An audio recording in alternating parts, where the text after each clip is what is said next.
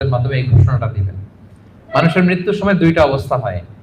যারা জাহান্নামী হয় তাদের রূহ নেয়ার জন্য একদল ফেরেশতা আসে বিকট শব্দ করতে করতে, ভয়ঙ্কর তাদের চেহারা, ভয়ঙ্কর দুর্গন্ধ।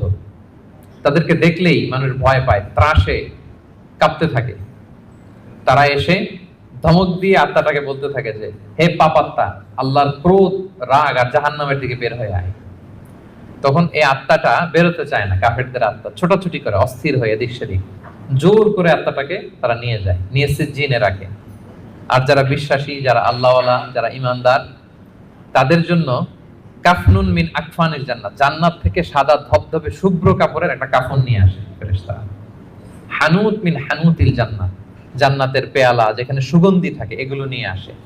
এসে খুবই আন্তরিকভাবে আত্মাটাকে আহ্বান করে যে, হে পবিত্র আত্মা, আল্লাহর সন্তুষ্টির দিকে তুমি বের হয়ে আসো। বলতে দেরি ওই আত্মা স্মুথলি বের হয়ে যায়। প্রিয় বন্ধুরা, এই দিনটার মুখোমুখি কিন্তু আমরা